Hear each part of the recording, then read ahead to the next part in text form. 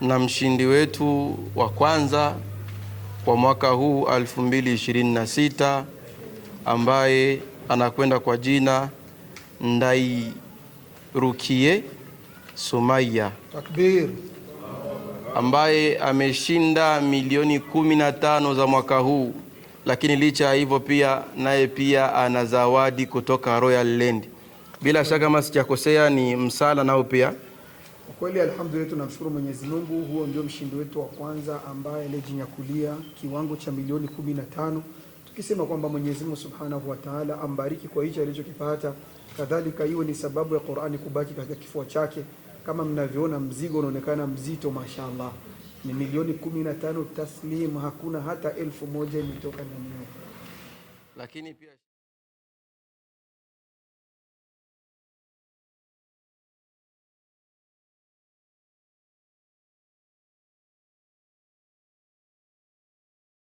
mshindi wetu wa pili kwa mwaka huu anakuja kwa jina Aisha Abduli, ambaye amejinyakulia kitita cha milioni 7 na vile vile na zawadi pia kutoka Royal Land.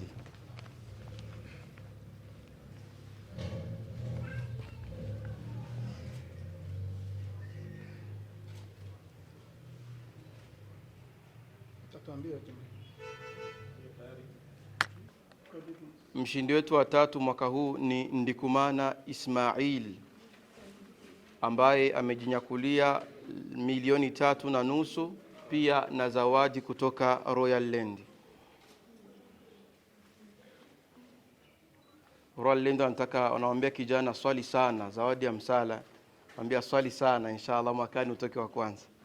Na mshindi wa 4 katika mashindano yetu mwaka huu alikuwa ni Munyana Warda, ambaye zawadi yake ni milioni 3 na pia ana zawadi kutoka Royal Land, wauzaji wa makanzu na manukato pale Aziatiki.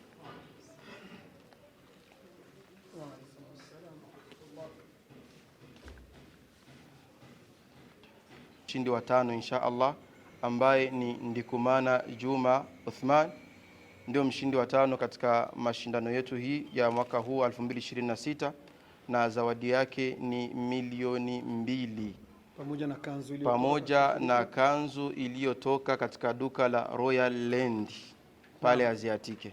Huu ndio mshindi wetu wa 4 wa 5 ambaye kama vile mnavyoona zawadi yake ni milioni 2 taslim pasina kuwa na deni lolote, pamoja